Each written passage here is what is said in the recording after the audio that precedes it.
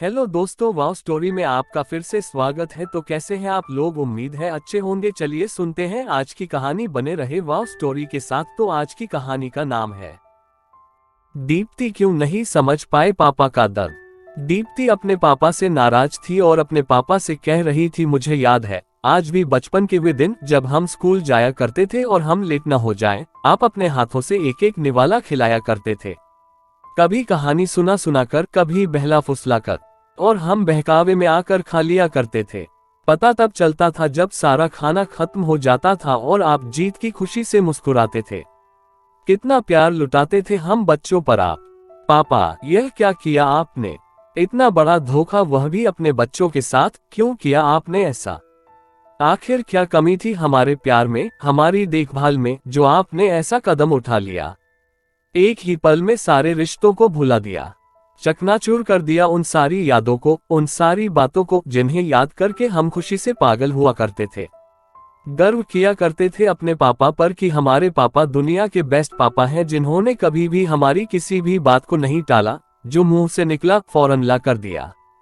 आपका सारा प्यार हमारा था पापा। माँ भी कितना खुश होती थी हमें खुश देखकर।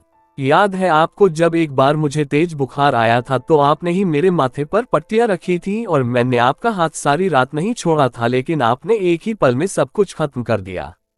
माँ के साथ भी विश्वासघात किया है आपने, धोखा किया है। एक बार भी नहीं सोचा कि माँ को गुजरे हुए अभी 1 साल भी नहीं हुआ। जब तब उनकी यादें आंखों के सामने उभरती रहती हैं। उनकी खुशबू, उनकी चूड़ी की खनक आज भी कमरे से आती होगी। उनके हाथों का स्पर्श आज भी आपके कपड़ों पर होगा, घर के हर सामान में होगा। कितना प्यार करती थी वह हम सबको। साड़ियों के बीच में कुछ रुपए छिपे हुए जरूर मिलेंगे जिनको उन्होंने संभाल कर रखा था उस समय के लिए, जब आपका जन्मदिन हो या कोई जरूरत पड़े तो वे चुपके से आपकी जरूरत का सामान ला सके और उपहार पाने के बाद आपके चेहरे की खुशी को महसूस कर सके। वे हमेशा आपके साथ खड़ी रही हर सुख दुख में। याद कीजिए उस भयानक हादसे को जब आप कार एक्सीडेंट में बुरी तरह जख्मी हो गए थे और डॉक्टर ने जवाब दे दिया था। तब माँ का अटूट विश्वास था कि वे आपको बचा लेंगी और उनकी सेवा ने आपको बचा भी लिया। एक बोतल खून मामाजी ने और एक माँ ने दिया था। इसके बावजूद भी वे आपकी सेवा में दिन रात लगी रही, बिना थके, बिना किसी शिकायत के। देखा जाए तो दूसरा जीवन आपको माँ ने ही दिया है। आप उनके कर्जदार हैं पापा। फिर आप उनको धोखा कैसे दे सकते हैं? उनके प्यार को कैसे भुला सकते हैं? जब वे दुनिया से विदा ले रही थी तो भी उनकी आंखें आप ही को तलाश रही थी और उनके आखिरी शब्द आज भी मेरे कानों में गूंज रहे हैं। उन्होंने टूटी फूटी आवाज में कहा था, दीप्ति, अपने पापा का ध्यान रखना, वे मेरे बगैर नहीं रह पाएंगे। ये कहते हुए उन्होंने आखिरी सांस ली थी और हम सबको रोता बिलखता छोड़ गई थी। आप तो कठोर होने का बस नाटक ही कर रहे थे। कैसे बच्चों की तरह मुझसे भी ज्यादा फूट फूट कर रोए थे आप। अब क्या हो गया पापा? क्या वह रोना महज एक दिखावा था? माँ के साथ बिताए हुए 26 साल एक धोखा थे जो आप माँ को देते आ रहे थे। आप इतने खुदगर्ज कैसे हो सकते हैं? माँ की यादों को कैसे भुला सकते हैं? अब मेरी माँ की साड़ियाँ वह पहनती होगी जिनसे मेरी माँ की खुशबू अभी तक नहीं गई होगी। माँ के करीने से सजाए किचन में वह चाय बनाती होगी और चाय के पतीले को यूं ही छोड़ देती होगी। माँ को कितनी चिढ़ थी कि चाय का पतीला गंदा पड़ा हो। हमेशा वे हाथ के हाथ साफ करके रखती थी। पूरा का पूरा घर माँ की यादों से भरा है। कहाँ वह अपना घर बसाएगी? कैसे वह किसी और के पति और पिता को अपना कह सकेगी? पापा, रात को आसमान में देखना, एक छोटा सा टिमटिमाता हुआ तारा नजर आएगा जो ठीक अपनी छत के ऊपर ही होगा और हमेशा छत के ऊपर ही रहेगा। वह तारा नहीं है पापा, वह हमारी माँ है जो वहां से आपको देख रही है। आंगन में रखे हुए तुलसी के पौधे पर कुछ ओस की बूंदें दिखाई देंगी। वे सिर्फ बूंदें नहीं हैं, शायद माँ के आंसू हैं। वे जरूर रोती होंगी क्योंकि रिश्तों के विश्वास की नींव अब दरक चुकी है। पापा, अब आप हमारे पापा नहीं हैं, मेरे माँ के पति भी नहीं। अब आप बस उस औरत के पति हैं, सिर्फ उस औरत के पति। अपनी माँ की बेटी दीप्ति। अपने पापा को ईमेल कर दीप्ति फफक कर रो पड़ी। आज उसे अपनी माँ की बहुत याद आ रही थी। अपना ही घर पराया सा लगने लगा था। कैसे पैर रख पाऊंगी उस घर में मैं? क्या बताऊंगी अपने दोस्तों को? कैसे सामना करूंगी आपका? अब कहाँ जाऊंगी मैं? उसे लग रहा था जैसे उसके पापा ने नहीं, उसने ही कोई गुनाह किया हो। तमाम सवालों में उलझी वह अंदर ही अंदर टूट रही थी। शाम को कॉलेज से लौटते ही उसने लैपटॉप खोला। पापा का जवाबी मेल आ चुका था, जिसे वह एक सांस में पढ़ती चली गई। मेरी बच्ची, जैसा तू सोच रही है ऐसा कुछ भी नहीं है। मैं तेरा स्वार्थी पापा नहीं हूँ। मैं आज भी तुम लोगों को बहुत प्यार करता हूँ, बल्कि पहले से भी कहीं ज्यादा, और हमेशा ही करता रहूंगा। तेरी माँ ये जिम्मेदारी मुझे सौंप कर गई है कि मैं उसके हिस्से का प्यार भी तुम दोनों को करूं। तेरी माँ की कमी को कभी भी कोई भी पूरा नहीं कर सकता। उसके प्रति जो प्रेम था मेरा, वह आज भी वैसा ही है।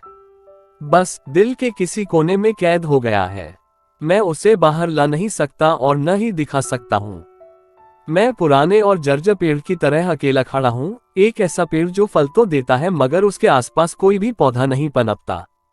तुझे याद है 6 महीने पहले जब मुझे हार्ट अटैक आया था, तो तूने ही यहाँ आकर कितनी सेवा की थी और आनन फानन संजू की शादी भी करवा दी थी, यही सोचकर कि घर फिर से बस जाएगा।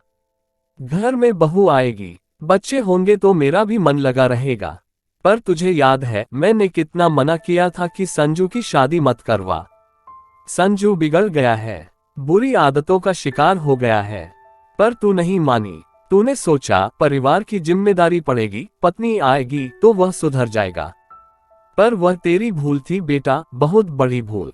वह पत्नी के आते ही सवासिर हो गया। ये तो तू जानती ही है कि शादी के 1 महीने बाद ही वह मुझसे अलग हो गया था। घर का सारा कीमती सामान लेकर वह दरियागंज वाले मकान में शिफ्ट हो गया। अपनी पारिवारिक जिम्मेदारियों में इतना व्यस्त हो गया कि उसके बाद उसने कभी आकर भी नहीं झांका कि मैं मरा हूं या जिंदा हूं। बस एक बार आया था, कार की चाबी और कुछ जरूरी पेपर लेकर चला गया। बड़े ही रूखे और सपाट स्वर में उसने कहा था, आपको बुढ़ापे में 2 रोटी ही तो चाहिए, मिल जाएंगी। मैं उसके पीछे पीछे दौड़ा था, गाड़ी के पीछे भी, पर वह नहीं रुका, चला गया मुझे कुछ कपड़े, बर्तन और पुराने फर्नीचर के साथ छोड़कर। जिंदा रहने के लिए 2 रोटी ही काफी नहीं होती बेटा।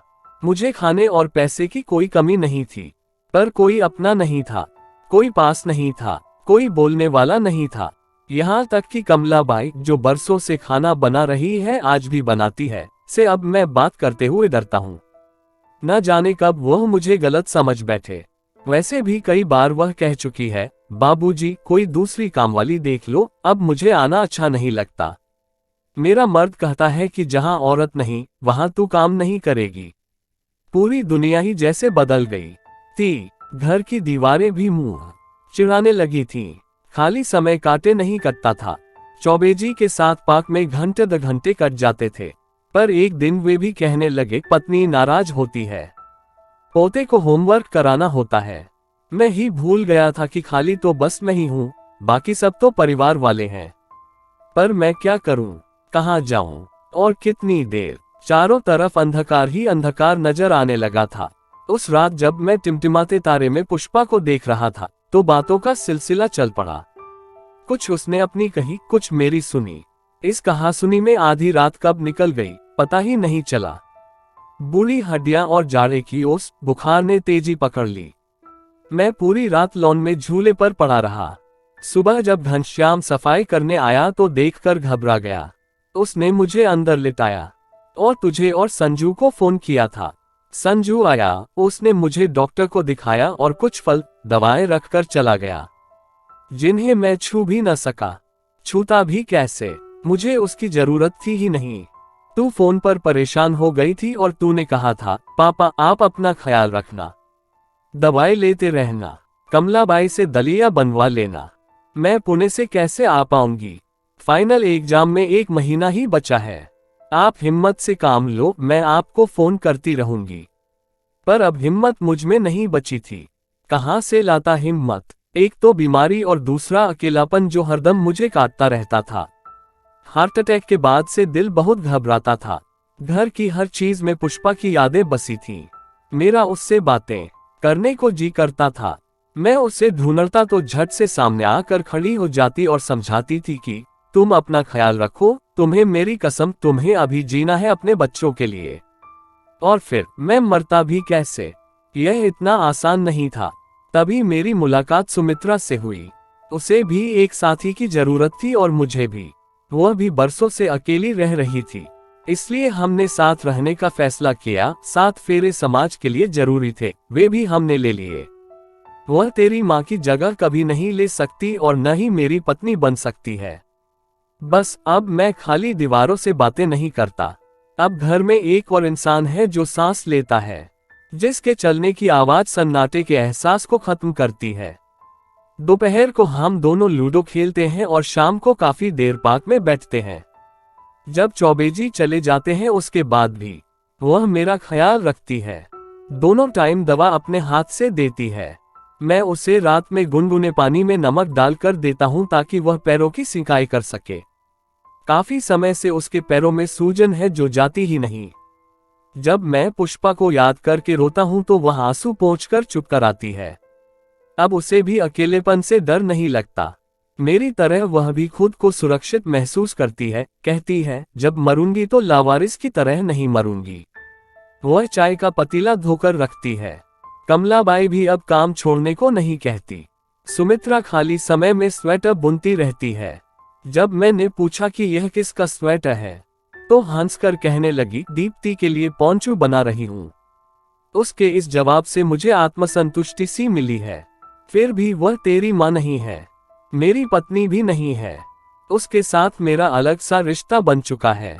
वह है बस मेरी सांझ का साथी और मैं उसका। तेरा पापा। पापा, मुझे माफ कर दीजिए, मैं आपकी अच्छी बेटी नहीं बन पाए। जब से आपका मेल मिला है मैं बहुत शर्मिंदा हूँ। रात भर सो नहीं पाए हूँ। मैंने कभी अपनी खुशहाल जिंदगी में रहते हुए कल्पना भी नहीं की कि आप उस अकेलेपन में कैसे जीते होंगे। पहाड़ सा दिन और सुनसान घर की रातें कैसे काटते होंगे। हमने चिंता की तो बस आपके खाने की और आपकी बीमारी की। इससे ऊपर हमारी सोच कभी गई ही नहीं थी। धिक्कार है मुझे अपने आप पर अब मैंने कुछ सोचा है। कल मैं पहली फ्लाइट से दिल्ली आ रही हूँ, अपनी माँ से मिलने और आपकी रजिस्टर्ड मैरिज करवाने, आपको आपकी पत्नी और खुद को अपनी माँ देने। आपकी बेटी दीप्ति। तो दोस्तों, आपको ये कहानी कैसी लगी? उम्मीद है अच्छी लगी होगी। ऐसे ही और कहानी सुनने के लिए वीडियो को लाइक और हमारे चैनल को सब्सक्राइब जरूर करें। मिलते हैं ऐसे ही और कहानी के साथ, तब तक के लिए अपना ख्याल रखें। धन्यवाद।